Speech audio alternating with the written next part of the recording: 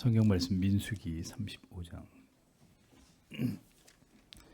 31절에서 33절까지입니다.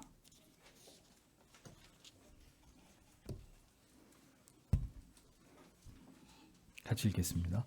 살인죄를 범한 고살자의 생명의 속전을 받지 말고 반드시 죽일 것이며 또 도피성에 피한 자를 대제사장이 죽기 전에는 속전을 받고 그의 땅으로 돌아가 거하게 하지 말 것이니라.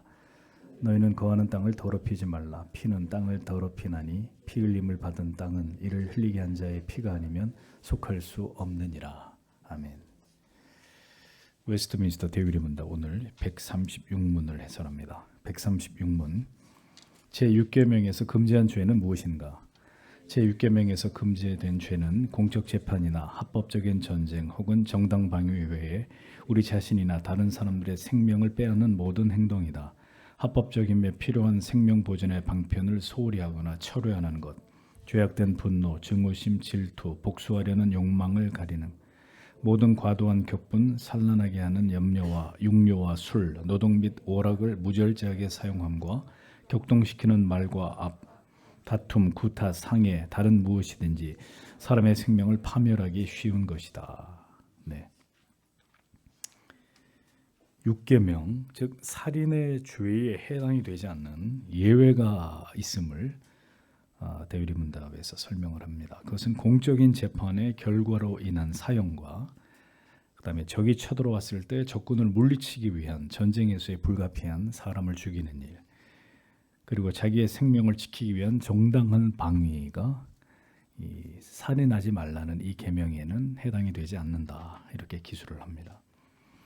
오늘 이 시대에는 사형 제도를 반대하는 목소리와 주장들이 서구 사회에서 크게 힘을 얻고 있습니다. 사형 제도를 폐지하기 위해서 문명화된 사회는 오래전부터 노력을 해왔고 우리나라도 사형이 금지된 나라는 아닌데 사실상 형 집행이 중지되어 있는 이런 상황입니다. 이런 일들이 일어나는 배경에는 하나님의 말씀인 성경이 더 이상 그 시대의 기준이 되지 못하고 있기 때문입니다.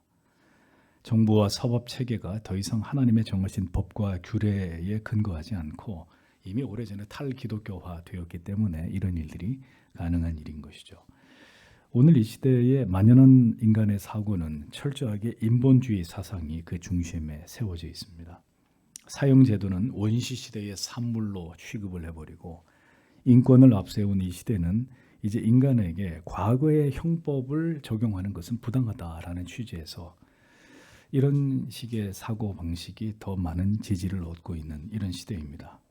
그러나 이 법이 인간의 관습법이라면 얼마든지 인간에 의해서 변경이 가능하겠지만 사형제도는 하나님의 명령이고 하나님의 공의에 기초한 계명의 그 근거를 두고 있는 하나님이 제정하신 법입니다.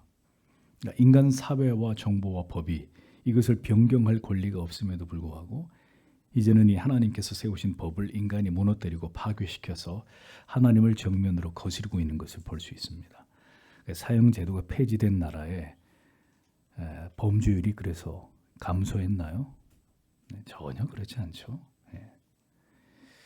누군가에 의해 잔인하게 죽은 사람은 있는데 그 죽음에 책임을 져야 될 사람을 죽인 죄는 존재하지 않는다. 말이 되는 얘기입니까? 도무지 공의와 형평에 어긋난 결과들을 우리가 이 세상에서 보고 있는 것입니다. 미국에서 총을 난사해서 8명이 죽었습니다.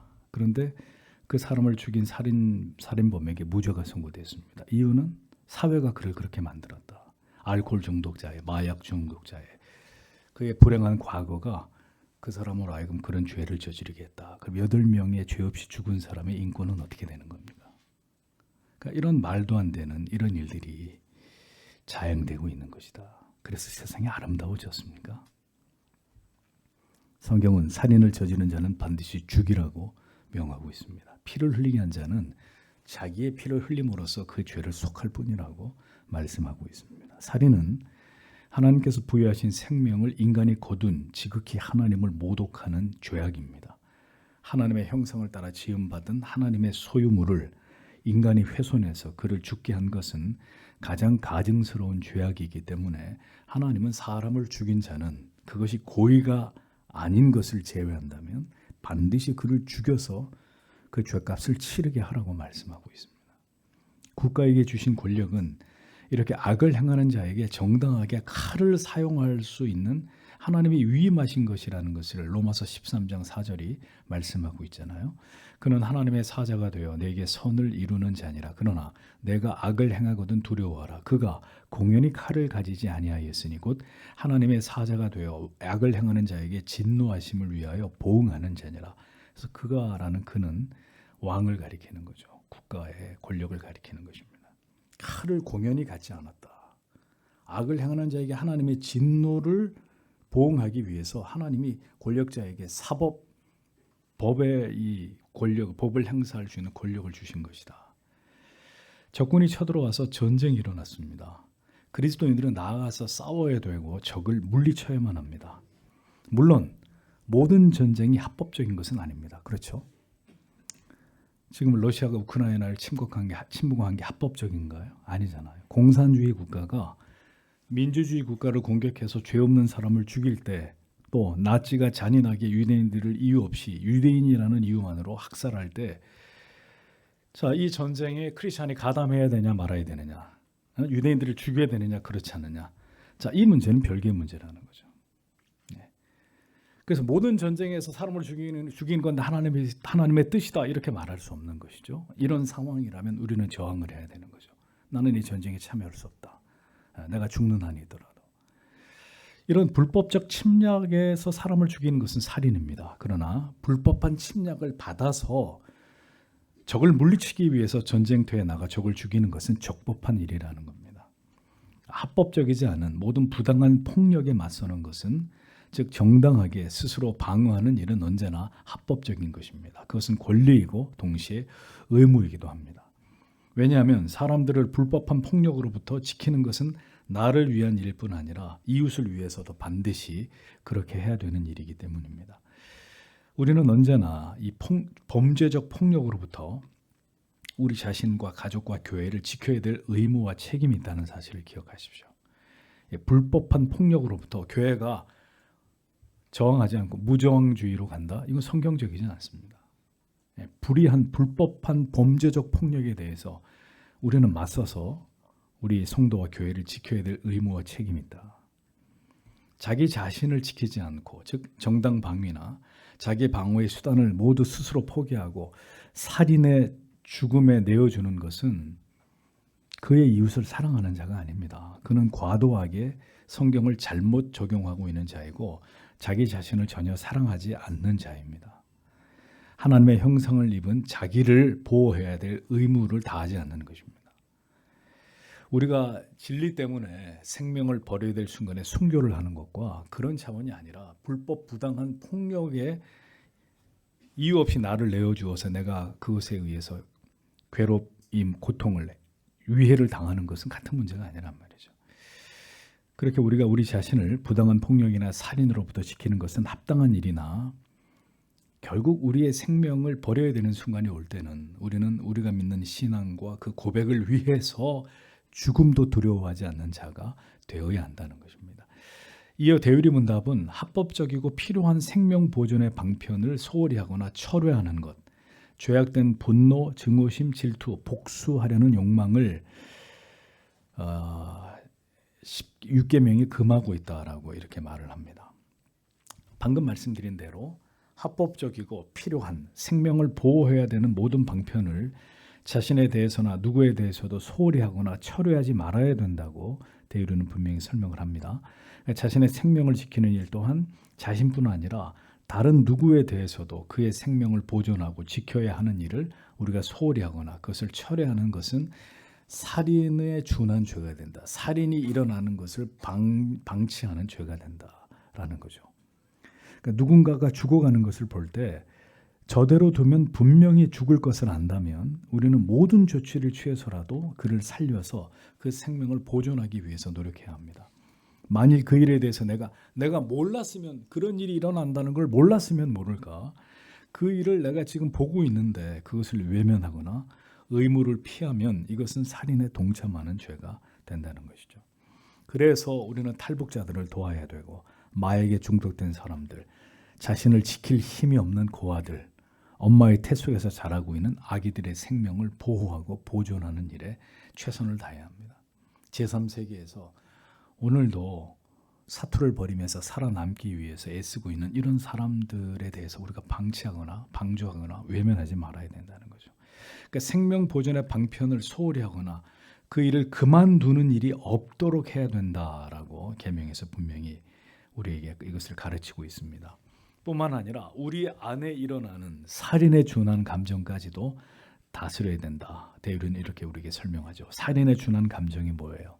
분노, 증오심, 질투, 과도한 격분 이런 것들이죠. 살인이 다 여기서 시작되는 거잖아요. 왜 우리는 쉽게 분노하는 것일까요? 왜 사람이 어떤 사람은 굉장히 평생 뭐 무골 호인인 같이 전혀 화를 안 내는 이런 사람이 있는가 하면 말만 하면 화가 나는 이런 사람이 있죠. 왜 그럴까요? 뭔가 억제되고 억울하고 분노를 느낄 수밖에 없는 상황에 오래 힘없이 노출된 사람일수록에 화를 잘 내는 사람이 돼요. 우리는 우리의 과거의 침전물이에요. 우리의 과거에 어떤 일이 있었는지에 대해서 그것이 우리 안에서 쓴뿌리로 작용하면서 지금의 나의 모습, 나의 말, 나의 행동 속에 그것이 표출이 되는 거예요. 내 가족들에게, 내 주위에 있는 사람들에게.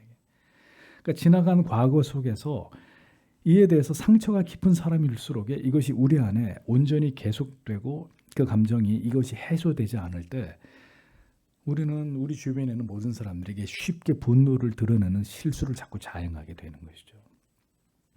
유달리 분노와 증오심이 강한 사람, 적개심이 강한 사람이 있다면 그 원인을 찾아야 돼요. 원래 난 이렇게 생겨먹어서 이렇게 말하면 안 되고 그의 과거 속에서 그를 이렇게 오늘의 극도의 분노의 사람으로 만든 원인이 있다는 사실을 우리가 생각해 봐야 되죠. 인간은 절대로 그것을 잊지 않습니다. 우리가 과거에 받은 어떤 상처, 부당한 상처, 폭력, 아픔을 절대로 잊어버리지 않는 존재예요. 인간이라는 존재가. 그리고 그 모든 상처와 분노와 억울함은 암덩어리처럼 우리 안에 존재하고 있다가 불특정한 사람에게 이것이 표출이 되는 거예요. 그래서 여러분 사이코패스나 소시오패스 이런 사람들 그들의 히스토리를 보세요. 정상적인 사람은 아무도 없습니다. 화를 잘 내는 사람, 증오심이 가득한 사람, 쉬 질투하고 복수하려는 마음을 버리지 못하는 사람은 그 원인을 깊이 생각해 봐야 됩니다. 하나님 앞에 기도하면서 이 뿌리가 어디에 내려져 있는지를 깨닫고 그것으로부터 벗어날 수 있기를 하나님 앞에 기도해야 합니다. 하나님, 제가 이런 사람입니다. 이런 아픔의 과거를 상처투성이의 존재가 납니다. 그것이 자꾸 드러나서 내가 이렇게 하나님 앞에 지체들 앞에 가족들에게 죄를 짓습니다. 하나님, 이것으로부터 저를 벗어나게 해주십시오. 그리스도의 보혈로 제가 이것으로부터 벗어나서 자유할 수 있는 자가 되게 해주십시오. 기도해야 되는 거죠. 그걸 누구한테 원망하겠어요?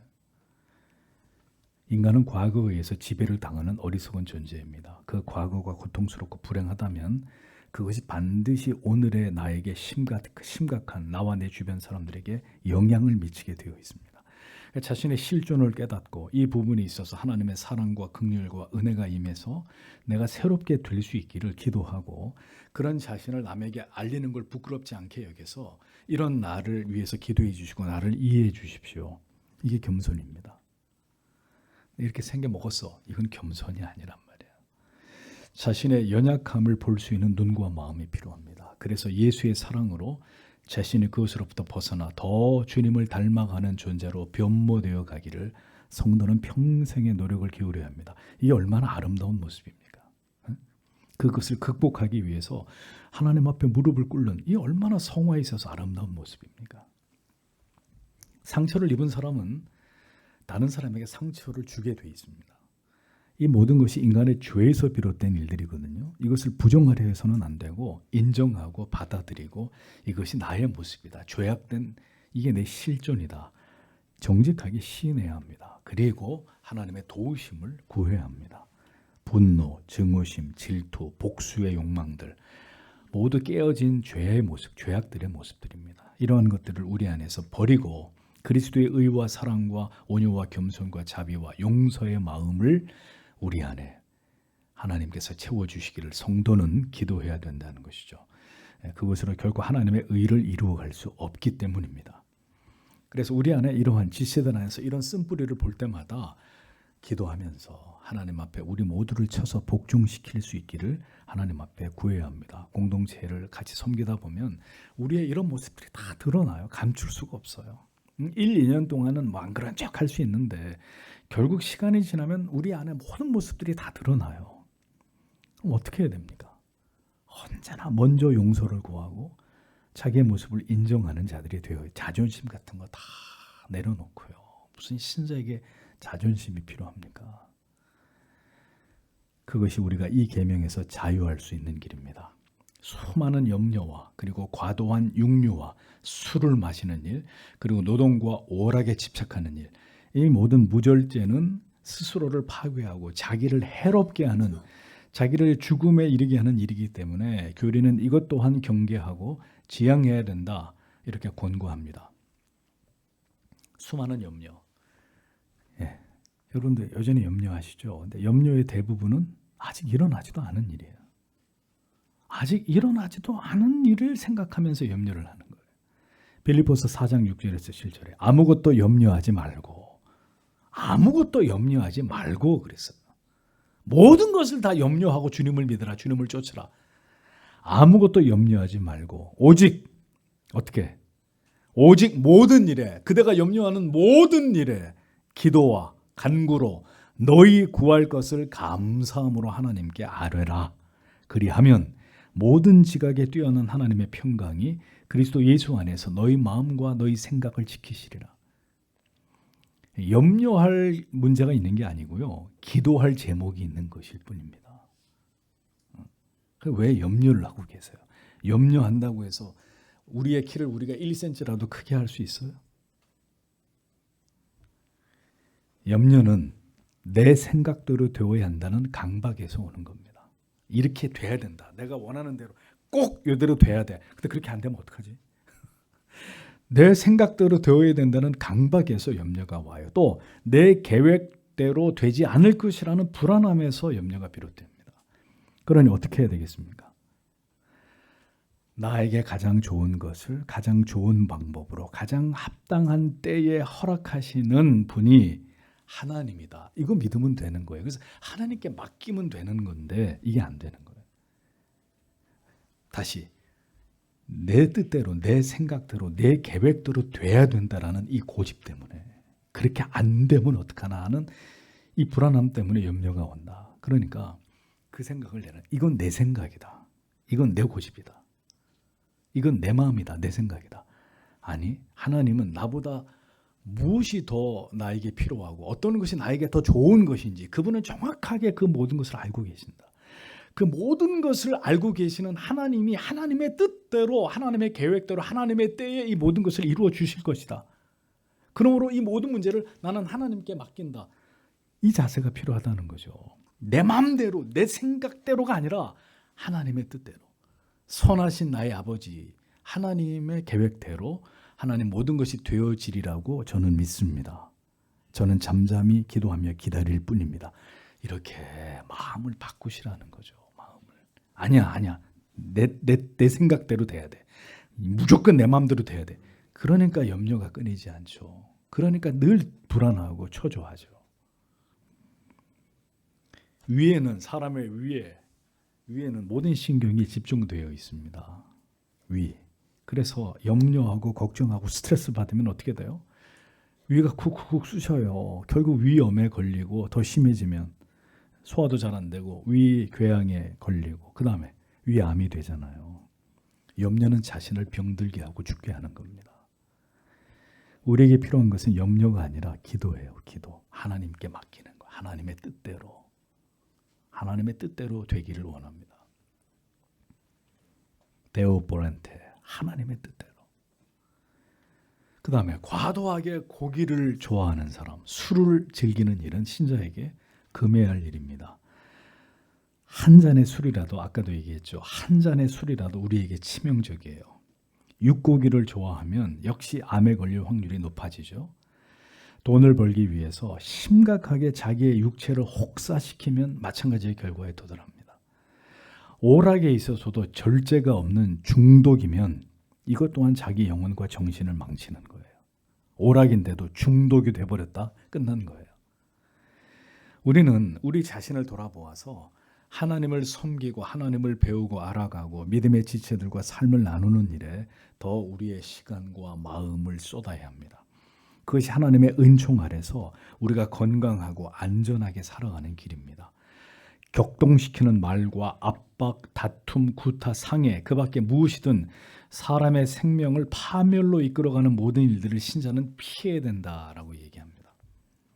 그래서 성도 여러분, 말을 온유하고 선하고 신사적으로 하기 위해서 기도하십시오. 근데 이것도 쉽지가 않은 거죠. 어렸을 때부터 집에서 들은 말이 온통 욕이야. 그러면 그런 사람이 나중에 자기 가정을 갖게 됐을 때 사회생활을 할 때는 그렇게 하기 쉽지 않아요. 자기도 가정을 갖게 됐을 때 자기가 어린 시절에 자기의 가정에서 늘 부모님에 의해서 들은 말들이 온갖 이 악한 말들, 분노하는 말들, 그러면 그게 잠재돼 있다가 자기도 가족을 갖게 됐을 때 남편이든 아내든 자식이든 그럼 그때 이게 다 나오는 거예요. 그때. 그러니까 우리가 그걸 알고 있다면, 내가 그런 가정에서 자랐고 나에게 그러한 기억이 있다는 것을 알면 하나님 그것을 예수의 사랑으로 예수의 피로 다 지우시고, 하나님 나의 말은 이제부터 온유하고 선하고 착하고 부드럽고 신사적인 이런 말이 되기를 하나님 원합니다. 내 입술을 성령의 불로 지져주셔서 내가 들은 악한 말을 똑같이 하는 사람이 아니라 내가 들은 악한 말들은 다 버리고 그리스도를 닮은 입술을 나에게 주셔서 그 말을 하게 해달라고 부단히 기도해야 됩니다. 쉽지 않아요. 그렇다고 해서 불가능한 것도 아니에요. 부부 간에도 마찬가지고 부모와 자녀 간에도 마찬가지입니다. 지체들 사이에서도 상대에게 거슬리는 말을 삼가하세요. 왜 툭툭 말을 던져서 상처를 줍니까? 나는 뒤끝이 없어. 그러니까 네가 알아서 새기더라. 나는 그냥 있는 말 다 해야 돼. 그래 속이 시원한 사람이야. 그리고 자기는 속이 시원하지 다른 사람은 다 피를 철철 흘리는데 그게 잘하는 것인가요? 당신이 함부로 대해도 함부로 말해도 괜찮은 존재는 교회 안에 아무도 없어요. 심지어 어린 아이라 할지라도. 모두 존귀한 주의 자녀들입니다. 심지어 가족이나 친척이나 아주 가까운 사이라도 여러분은 성도라는 사실을 잊어서는 안 됩니다. 아주 가까워지면 이제는 성도 여러분 제 말을 잘 기억하세요. 아주 가까워지면 이제는 멀어지는 일만 남게 됩니다. 그러니 용납을 배우셔야 합니다. 용납을. 그리고 적당한 선을 지키는 게 지혜로운 거예요. 아주 가까워지면 이제는 아주 멀어질 일만 남아있어요. 왜? 인간은 다 죄인이기 때문에. 이기적이기 때문에. 아주 가까워지면 더 이타적이 되는 게 아니라 아주 가까운 그 사람을 통해서 그 사람의 단물을 다 빨아먹으려고 그래요. 그 사람을 더 이용하고 싶어지고 더 기대고 싶어져요. 그만큼 상처받아요. 상처받으니까 당신은 나한테 이럴 줄 몰랐네. 이제부터는 멀어지는 거예요. 피할 수 없는 일입니다. 적당한 간격을 유지하는 게 지혜로운 거예요. 그러니 용납하는 걸 배워야 된다. 가까이 다가갔을 때 그에게 보여주는 흉험을 당연히 그것이 있을 것이라고 생각해야지 네가 어떻게 나한테 당신이 이럴 줄 이런 얘기 하지 말란 말이에요. 결혼해도 마찬가지예요. 뭐가 쉬워가지고 결혼하지만 1년 살고 2년 살고 5년 10년 살아보세요. 좋은 것만 보이나? 그러니까 어떻게 용납하는 것을 배워야 돼요. 그리스도가 나를 무한히 용납하심처럼 인내를, 관용을, 이해하는 마음을 우리가 익혀가야 모든 관계가 하나님의 은혜 가운데 유지가 되죠. 그래야 부부의 관계가 오래 지속되죠. 자녀가 부모에게, 부모가 자녀에게 더 많은 상처를 입지 않게 되죠. 우정도 오래되고 깊어지죠. 용납하고 관용하는 것을 참고 기다려주는 것을 배워야 하나님이 모든 이런 것들을 우리에게 깨닫게 합니다. 때로는 관계가 깨지고 소원해지고 여러 가지 어려운 일들을 겪고 또 그것을 화해하는 힘든 과정을 반복하면서 내가 이렇게 되어져 가야 되구나. 이렇게 변해 가야 되는구나. 이렇게 내가 더 넓어져야 되는구나. 이런 걸 다 하나님이 우리에게 배우게 만드시는 겁니다. 친구가 꿀처럼 달아도 다 빨아먹지 말라는 말이 있잖아요. 모든 관계는 상호적입니다. 오고 가는 것이 선하고 아름답고 온유해야 됩니다. 서로에게 덕이 되어야 합니다. 그것이 이 힘든 세상에서 되도록 평강을 누리는 성도의 지혜입니다. 기다려주고 인내하고 관용하고 넘어가 줄 수 있는, 그럴 수 있어. 어떻게 그래 그럴 수 있다. 나도 너처럼 그럴 수 있어. 이런 마음이 우리에게 필요합니다. 그런 마음을 먹을 수 있는 것은 어찌 되었건 모든 것은 하나님의 뜻대로 되게 돼 있다라는 걸 믿기 때문이에요. 하나님이 결국은 행하신다. 결국은 하나님이 이 모든 것에 대해서 하나님의 답을 가지고 계신다. 이 믿음이 우리에게 있기 때문에 한 발짝 뒤로 물러서서 용납해 줄 수 있는 거예요. 그럴 수 있다고 생각해. 근데 그 하나님이 안 보이면 이제 우리가 분노가 생기는 거죠. 그 하나님이 안 보이면, 하나님이 일하신다는 게 믿어지지 않으면 손을 걷어붙이고 내가 끝장을 내야 된다고 생각하는 겁니다. 나를 지워버리고 우리를 하나님의 뜻을 생각하십시오. 그러면 서로 조금 여유를 가질 수 있고 우리는 위로부터 부어지는 평안과 은혜를 더 많이 얻게 될 것입니다. 인생이 그렇게 길지 않아요. 그러니까 사는 날 동안에 더 아름답게, 더 사랑하면서, 더 용서하고, 더 이해하면서 살아가기 위해 힘쓰는 아름다운 그리스도인들이 되기를 소원합니다. 우리의 과거를 하나님 앞에서 잘 다루어야 된다. 잊어버리지 마십시오. 우리의 살아간 모든 날들이, 우리의 살아온 지난 날들이 점점 우리가 나이가 들수록 후회와 한숨이 아니라 감사와 기쁨의 추억으로 더 많이 남겨지도록 하나님 앞에서 우리가 어떻게 살아야 될지를 더 고민하면서 하나님의 은혜를 구하는 우리 모두가 되어야 되리라고 믿습니다. 기도하겠습니다.